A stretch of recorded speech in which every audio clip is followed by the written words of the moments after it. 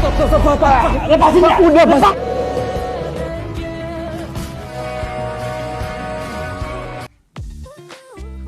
Adila berdiri di depan cermin, menarik napas panjang berkali-kali untuk menenangkan diri. Hari itu bukan hari biasa. Ia tahu langkah yang akan diambilnya bisa menentukan banyak hal. Dengan pakaian rapi dan tatapan yang lebih tegas dari biasanya, Adila berusaha meyakinkan dirinya sendiri bahwa ia kuat. Rasa takut itu ada, rasa cemas itu nyata, tapi ia tidak boleh mundur. Ia akan menemui Pak Cahyadi dan menyampaikan semuanya dengan kepala tegak. Sementara itu di kantor, suasana ruang meeting terasa formal namun penuh ketegangan tersembunyi. Pak Cahyadi duduk di ujung meja bersama Trian dan beberapa petinggi lain, termasuk Claudia yang tampil percaya diri dengan gaya profesionalnya yang dibuat-buat. Sikap Claudia yang terlalu banyak tersenyum dan mencari perhatian justru membuat Trian semakin tidak nyaman. Ia menahan diri, menjaga ekspresi tetap datar dan fokus pada pembahasan kerja. Rapat selesai, tetapi Claudia belum juga berhenti. Ia masih berusaha mendekati Trian dengan berbagai alasan pekerjaan. Trian menjawab seperlunya, sopan namun jelas menjaga jarak. Di saat itulah suara langkah sepatu terdengar memasuki area kantor, semua menoleh. Adila datang. Langkahnya mantap, wajahnya tenang.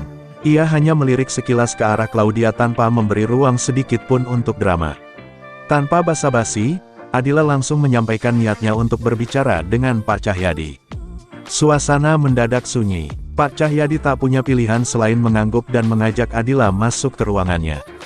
Trian hanya bisa memandang dengan rasa khawatir. Ada sentuhan singkat di antara mereka, tangan yang saling menguatkan tanpa kata. Kantor terasa menahan napas.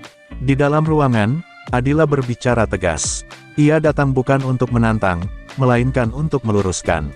Ia menolak pemecatan yang dijatuhkan padanya karena ia tidak merasa melakukan kesalahan apapun.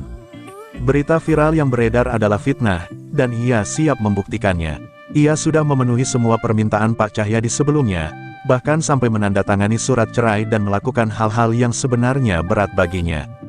Jadi tidak ada alasan untuk menjatuhkannya dengan tuduhan yang tidak berdasar. Pak Cahyadi menanggapi dengan sinis, namun Adila tetap berdiri pada pendiriannya. Setelah menyampaikan semuanya, ia berpamitan dengan sikap hormat. Begitu pintu tertutup, kemarahan Pak Cahyadi meledak. Kursi terdorong, berkas berhamburan. Emosinya tak terbendung. Namun belum selesai sampai di situ. Di luar sana, sebuah pemberitaan besar mulai beredar. Damar dan Laras akhirnya merilis laporan investigasi yang mengupas tuntas kasus fitnah terhadap Adila. Narasi mereka lugas, tajam, dan didukung bukti kuat. Damar membongkar bagaimana Lucy menuduh Adila merebut tunangannya, padahal sudah ada klarifikasi bahwa hubungan Adila dengan Aditya dan Trian murni profesional. Fakta bahwa Lucy adalah sepupu Adila pun terungkap. Kilas balik tuduhan pelecehan yang diarahkan pada Trian juga dibuka kembali, lengkap dengan penjelasan bahwa semua itu hanyalah fitnah.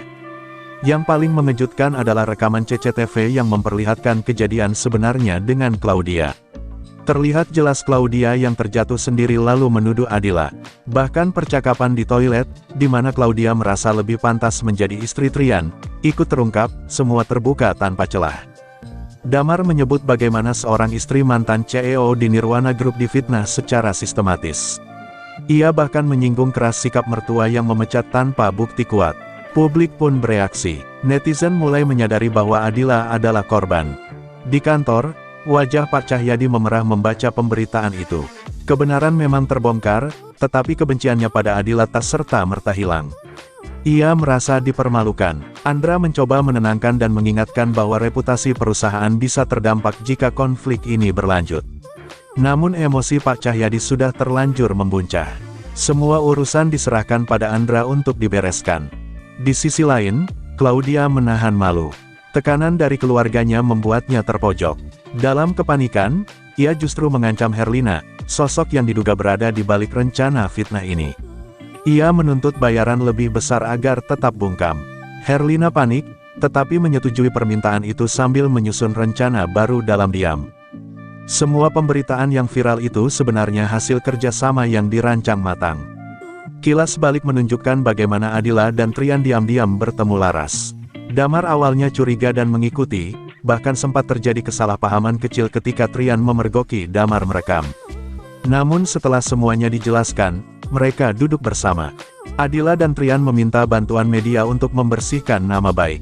Awalnya Damar ragu, tetapi Laras meyakinkannya. Dengan pertimbangan profesional dan perlindungan hukum pers, akhirnya mereka sepakat bekerja sama. Strategi disusun rapi, media dilawan dengan media. Kini hasilnya terlihat, nama Adila pulih, bahkan lebih kuat dari sebelumnya. Banyak yang memeluk dan memberi selamat. Trian dan Adila saling menatap dengan bangga. Mereka tahu perjuangan ini tidak mudah. Di sela kesibukan, keduanya saling berkirim pesan manis. Hati yang sempat berat kini terasa ringan. Trian tersenyum sendiri hingga membuat Bimo heran. Ia bahkan memuji Adila sebagai perempuan luar biasa yang mampu bangkit dan membuktikan dirinya.